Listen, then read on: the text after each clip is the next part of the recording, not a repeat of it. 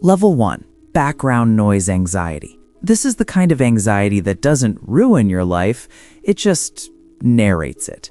You wake up, and before you even touch your phone, your brain goes, "Don't forget that thing you said yesterday. They probably thought you were weird." Then it moves on like a Spotify shuffle. Tiny worries, one after another, all day. Nothing is technically wrong. You go to work, you answer messages, you laugh at memes, but under every moment, there's a quiet, buzzing thought. Did I do enough? Did I say something stupid?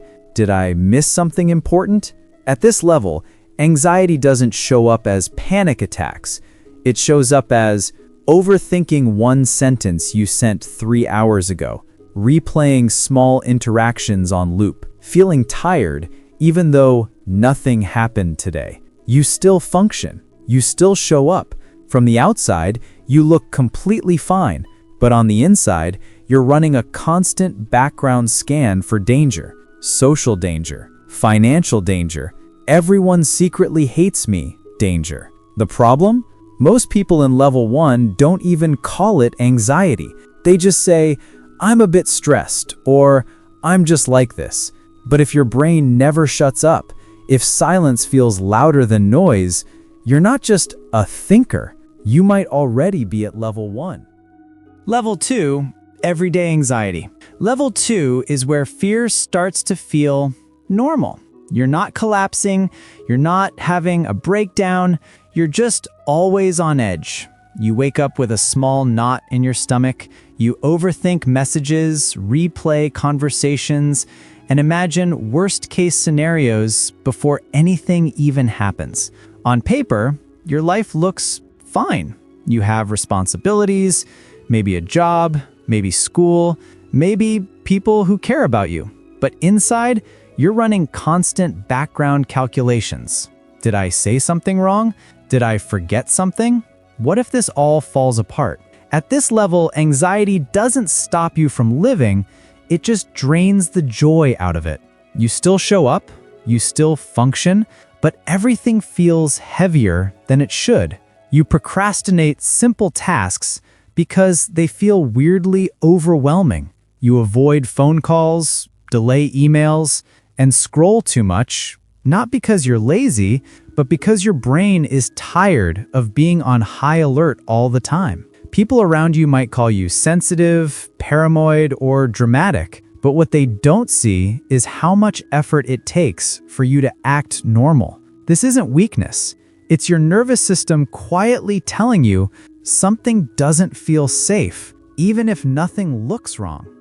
Level 3, functional anxiety. Level 3 is where anxiety becomes your default operating system. You're not just nervous in certain situations anymore. You live in a constant low-grade alarm. You get things done, you show up, you meet deadlines, but almost everything you do is powered by fear. You say yes to tasks because you're scared of disappointing people. You over-prepare for simple things because you're terrified of making a mistake. You replay tiny interactions for hours, searching for signs that someone might secretly be angry at you. On the outside, you look responsible, hardworking, maybe even high-achieving. On the inside, you're exhausted. Your mind doesn't rest. Even when your body is still, your thoughts are sprinting. Sleep doesn't always help. You lie in bed scrolling, bargaining with tomorrow. I'll fix everything then. I'll start fresh. I'll be calm. But tomorrow arrives, and the same pressure returns. At this level, you've learned to function with anxiety so well that even you start to believe, this is just who I am. But it's not your personality. It's a survival mode that never got switched off. Level 4, identity level anxiety. Level 4 is where anxiety stops being something you feel and starts becoming who you are. You don't just say, I'm anxious right now. You say, I'm an anxious person. Your choices, your relationships, your daily routines all orbit around what your anxiety will or won't allow you to do. You avoid certain streets, places, people, conversations, not because they're truly dangerous, but because your mind has labeled them as threats. Plans are rewritten around worst-case scenarios. You pre-live disasters in your head so often that reality, even when it's calm, feels suspicious. If things go well, you don't relax, you wait for the catch. At this level, anxiety becomes a filter on your identity. You see yourself as too fragile, too much, or not enough. You assume others are judging you even when they're not paying attention. You read silence, delays, or neutral faces as proof you've done something wrong. The saddest part?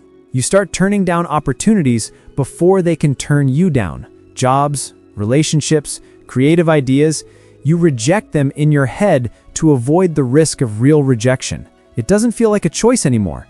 It feels like your nature, but it isn't. It's just anxiety that lived inside you for so long, it convinced you it was your personality.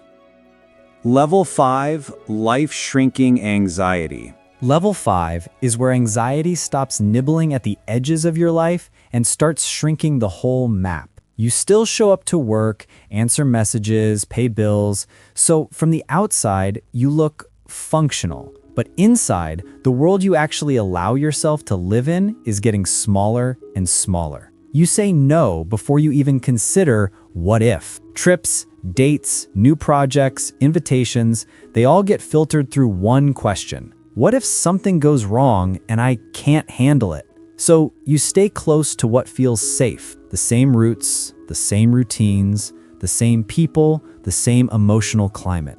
Not because you like it, but because it feels less dangerous than the unknown. At this level, anxiety doesn't just create fear. It creates rules.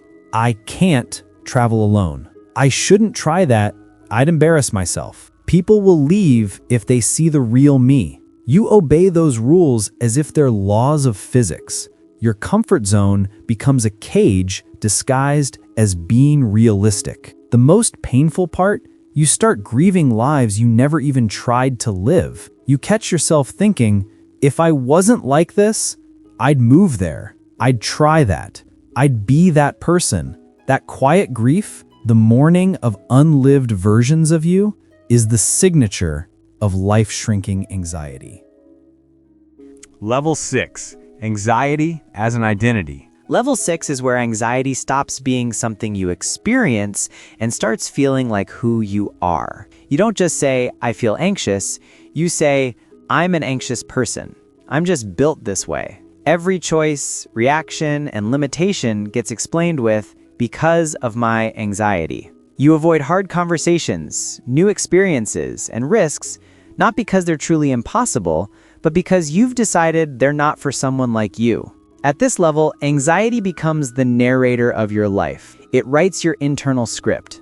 I'm the one who can't cope. I'm always too much or not enough. I'm the weak one in every room. You start pre-rejecting yourself so others can't reject you first. You lower your own expectations to feel realistic, but really, you're protecting your fear, not your future. Relationships suffer too. You might cling to people who feel safe, push away anyone who challenges you to grow, or apologize constantly just for having needs and emotions. The real trap of level 6 is this. You confuse anxiety with identity. Instead of, I'm a person currently struggling with anxiety, you think, anxiety is what I am. And once you believe that, a calmer, more confident version of you doesn't feel hard to reach. It feels like someone you could never be. Level 7, transcendent anxiety. Level 7 isn't where anxiety disappears. It's where your relationship with it completely changes. At this level, you stop asking, how do I get rid of my anxiety? And start asking, what is my anxiety trying to tell me? You recognize patterns without worshiping them. A racing heart becomes a signal, not a verdict. Overthinking becomes data, not destiny. You can observe your thoughts like passing weather instead of treating every cloud like a storm warning. You stop seeing anxiety as a personal failure and start seeing it as a nervous system doing its best with the tools it learned. Instead of fighting yourself, you learn to move with your emotions, breathing slowly, naming what you feel, setting boundaries, saying no when you mean no, and yes when something truly matters. You also become more honest. You don't hide behind, I'm just tired, when what you really mean is, I'm overwhelmed and need a break. At this level, you can hold two truths at once. I feel anxious, and I am still capable. You start creating a life that is bigger than the cage anxiety built for you, not by erasing fear, but by refusing to let fear make every decision. And if this video helped you see your anxiety differently, remember, awareness is the first step out of the loop. Hit subscribe so you don't walk that path alone, and so the next time your mind spirals, you'll have something better than panic to come back to.